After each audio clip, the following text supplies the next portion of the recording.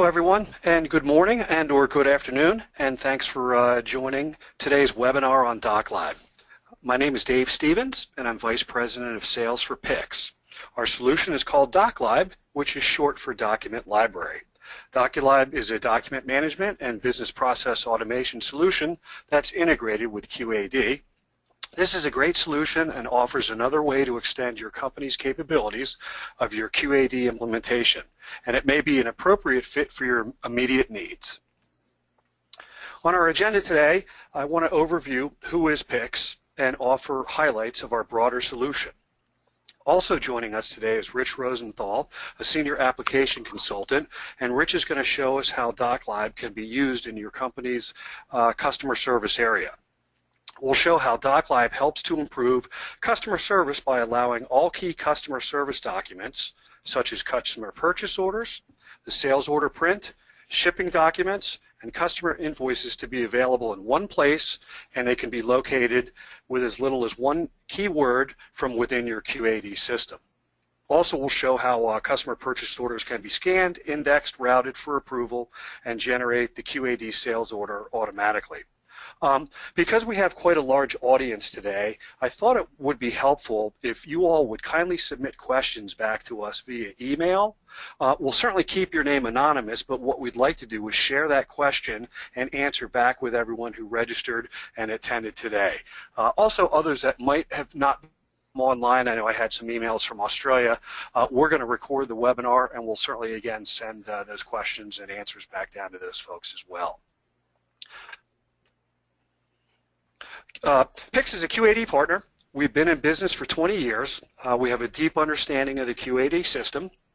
DocLib was specifically built and designed on a Progress platform to integrate with QAD. In 2009, we expanded our relationship with QAD when DocLib was awarded a complimentary solution status, and we continue to invest and improve DocLib. We're on version 5.0. It's a completely web-based solution, and it contains an intelligent document capture solution, and it also has a transaction engine integration with QExtend. So whether you're a current SE customer, an EE customer, or even one upgrading to EE, we're there for you. Kind of looking at the piece here, maybe at about 7 o'clock, if you kind of picture this as a clock. Unlike traditional document management solutions, DocLib is more than just a place to store and search documents. There's multiple methods for capturing information from documents, and certainly more than just traditional scanning. What we also will do is we'll use email for routing notices and alerts in the solution, and then also keep in mind that while we certainly do discuss that we're highly and tightly integrated with QAD, DocLib can work outside of QAD as well. Also, what DocLib does is it manages the flow of documents through a user-defined business process. And then lastly, kind of on the right side there with secure database and audit history, because you're on the DocLib database, you've got complete version control, you've got complete audit history for the life cycle of the document. And again, a lot of folks have said to us some of the main reasons they actually use DocLib actually is for that audit history and that version control. With regards to the benefits of DocLib, what I kind of like to call what's under the hood. Those are the items here that you see that are the intelligent document capture, the workflow, and the transaction process and integration. How that benefits and what you see as benefits of those pieces as a user come to you in the following ways. Because we're automating the business process, we also automate the transaction. So that helps streamline your processes. Also, when you're using DocLib, it frees up valuable time for other functions, which allows for greater efficiencies and productivity. Now this slide, I'm going to take just a minute here and slow down just a bit. What I want to do is give you an overview of some of the options that you have with the DocLib customer service that we've got. Now what we're doing today in a few minutes in the demo is we're going to show you more of option 3, but you certainly don't have to start there. You do have an option, certainly our base solution, and what that offers is an ability to print your QAD-based documents directly from from QAD into DocLib without any additional effort from the QAD users. The documents are automatically captured in keyword indexed for ease of search when you need to find them on demand. Now, documents such as, say, a customer purchase order or a signed bill of lading, they can be scanned and imported into DocLib, and then the user is prompted for a few keywords, and DocLib does the rest. Keyword values are used to look up other values from QAD, and they validate data used for indexing. So again, that's option one. What a little bit of a delta or an add-on for customer two is you get workflow built into option two.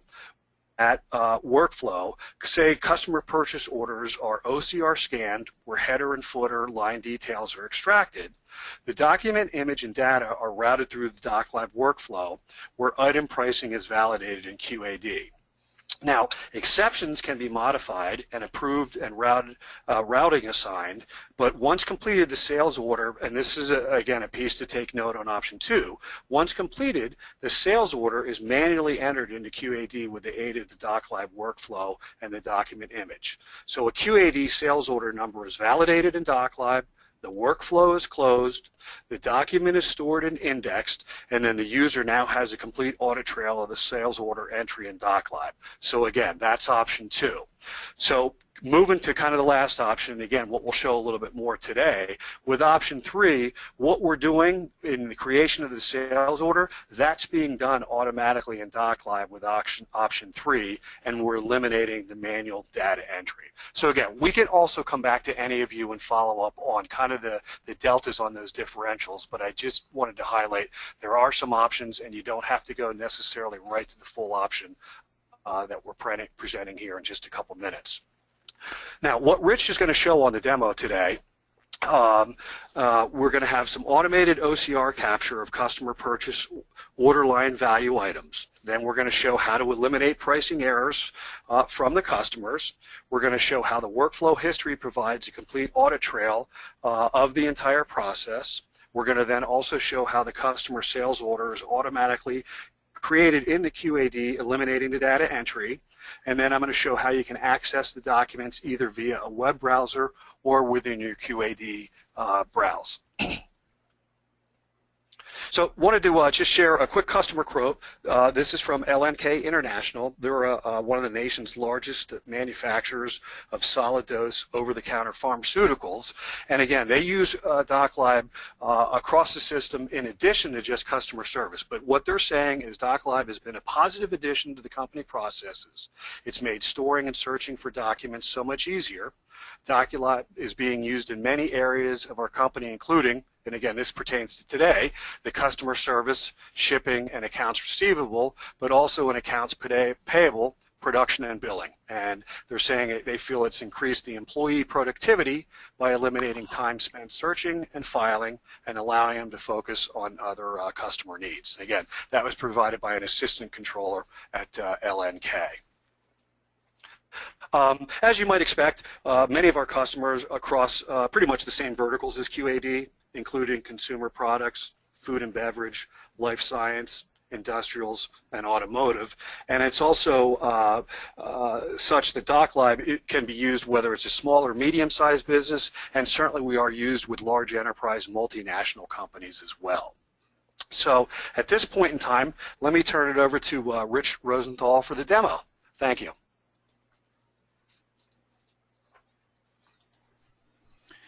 Okay, thanks, Dave, and thanks again, everybody, for attending our webinar today. As David mentioned, my role in this webinar is actually to take you through the whole process of using DocLib to enhance your customer service activities within your QAD implementation. And in short, what I'm going to be doing is I'm going to be taking a customer purchase order, which has multiple line items. We'll take a look at it right here. This is a sample PO that I'll be using for our demo today. So we can see we have about 6 or so line items on a PO. This PO could have been received via email, it could have been faxed, what have you. But I'm going to take this purchase order and I'm going to process it through our OCR engine to be able to pull each one of those line items and what the customer thinks the prices are, submit that over to DocLib, and process it all the way through into a QAD sales order. So as David mentioned, that was option number 3 as far as what people typically deploy DocLib for within customer service. And as David mentioned, this is more the high end where you're actually utilizing the system and getting the value of actually creating the sales order itself. So to get things started, what I'm going to do is I'm going to drag and drop that sample purchase order I have over into what's called a hot folder. Now, if you notice, the document disappeared. Now, what's actually occurring is a process is continually looking in those hot folders for new documents to actually upload and process into the system. Now, those documents could be coming from a scanner if you're still receiving paper documents and need to upload those. They could be coming in via email. We have automatic email integration, which will query an email box and process those documents through the OCR engine into DocLib, or as I just did right now, which is actually just dragging and dropping a document into the hot folder. Now, as part of the OCR process, what needs to occur is what's called a verification step, and we'll go through that next. Now, the verification step is basically just to verify, hence the name, that the values that the OCR engine read are indeed complete, without error, etc. Now, it is a process that needs to be done for each document coming in. And sometimes that scares people a little bit because they think, well, I'm going to have to look at each and every document that's actually processed. But the thing to keep in mind with that, even though that is true, is that we're just looking at exceptions only. The OCR process will be pulling data, and we can control and actually set what's called a confidence percentage. So you establish a threshold to only those documents that fall below a threshold of confidence as far as the OCR process is concerned will actually be highlighted and need to be viewed. In my example here today, I just have a single PO that I'm uploading, which is probably atypical. Batches can be batches of 10, 15, 20, even 100 or so more documents all at one upload. So it's not a one-to-one process, even though in the demo that we're going to be showing today is just a single PO. So as I go down through here, you can see where, over here in the right-hand pane, where the system actually queries and obtains an OCRs, which stands for optical character recognition, the value, and it is displaying over here what it believes the value is. Now, one of the advantages of DocLib's OCR engine is we have functionality that's called auto-find. And what that means is as documents come in, and if it's the first time, for example, this would be the first time that I would actually be uploading a purchase order for this customer, you point and click the values that you want to obtain, which will pre-fill it in each one of the values that we designated that we want to pull, and it will remember that. It automatically finds it for the next time you actually scan a document for that particular particular customer or supplier or what have you. That's a huge time saver because you don't have to scan in a sample page. You don't have to worry about XY coordinates. The system is actually learning as it goes. So up here we have just some of the header data that we're obtaining, and further on down we actually have the line item data. Now we're pulling off here. You can see the line item quantity, the item itself, and actually the price. Now, if you notice, like one of the item number here listed here is actually in pink. That's indicating that this is below the confidence percentage that I set. What it's saying is like the system believes these are zeros, but it needs a human to actually confirm that. So it flags it as a low confidence character. So I will actually need to confirm that it read it correctly. So if I would try to actually process this by clicking the check mark in the top right here to send the document through, I'm actually going to get an error message because it says, hey, this batch has low confidence characters. We're going to need to verify what those are. So to do that, I just hit a hotkey and it highlights just where the issue is. It displays to me what it believes that the value is and where it actually exists on the document. It's just asking me to confirm that it got it correctly. I'm going to say, yes, that's correct. The verify is complete. I click the check mark, and off the document goes to the next step in the process. Now let's take a second here before I jump over into DocLib and actually take a look at the workflow or the business process management configuration that I've set up here for our demo today.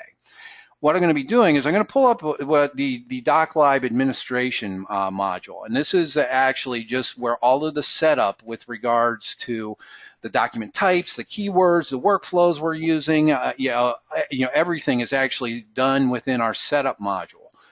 This is not a module or something that a user, an end user would actually even be aware of. This is really just where all the configuration details are. So let me go under the workflow tab here, and we'll take a look at CustPO. And just to give you an idea, just an overview of what we're going to be seeing here today. And I'll come back to this in a little bit more detail as we go through each and every one of the steps.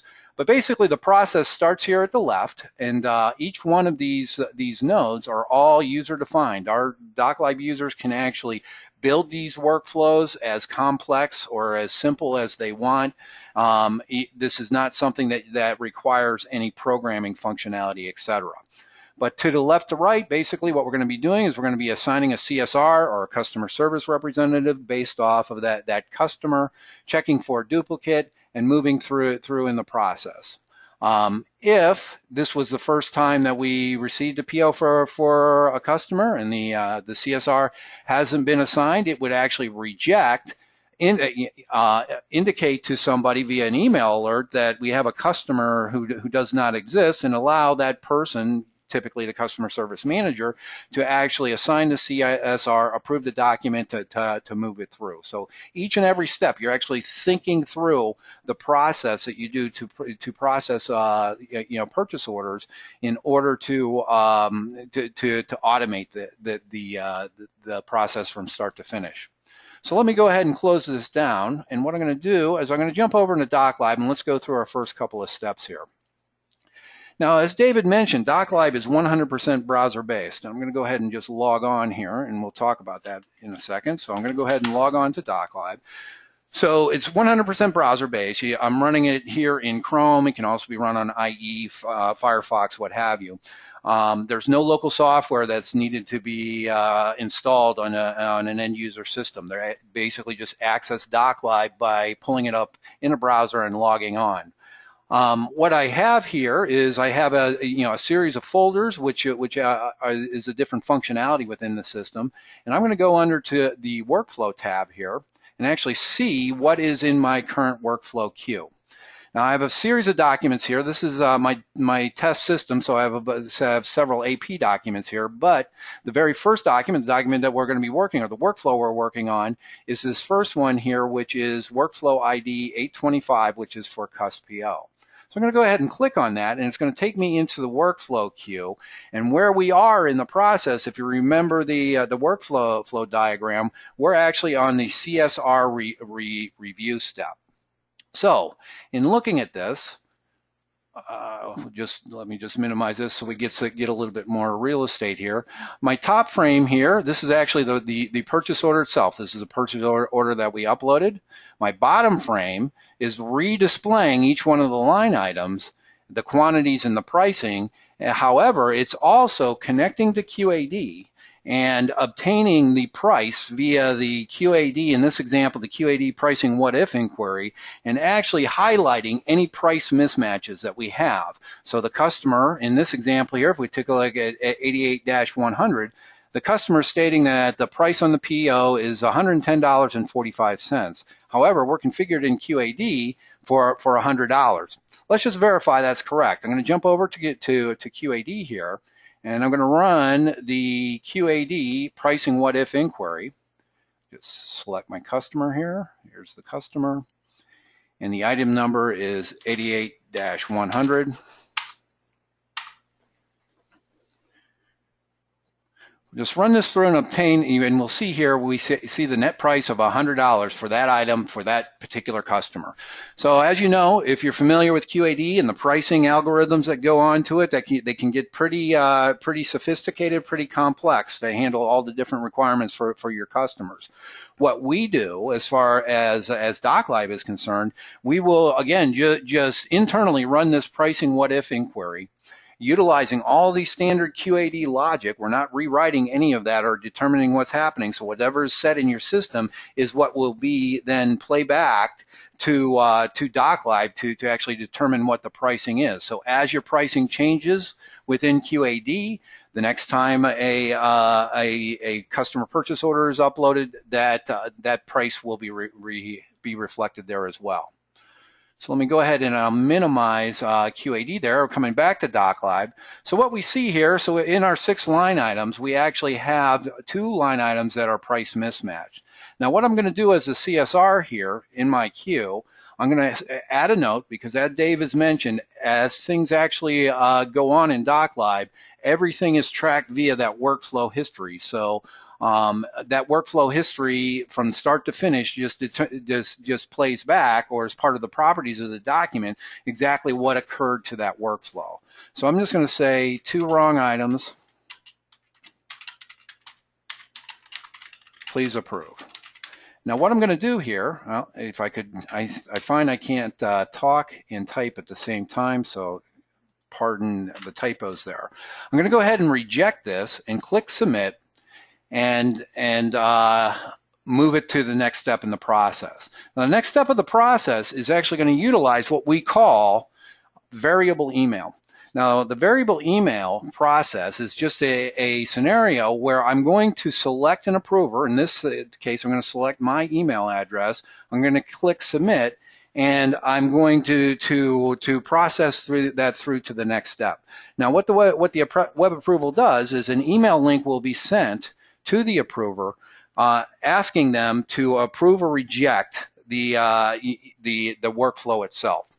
Let's just jump back over to DocLib while we're waiting for that to happen, and just kind of catch up with where we are in the process.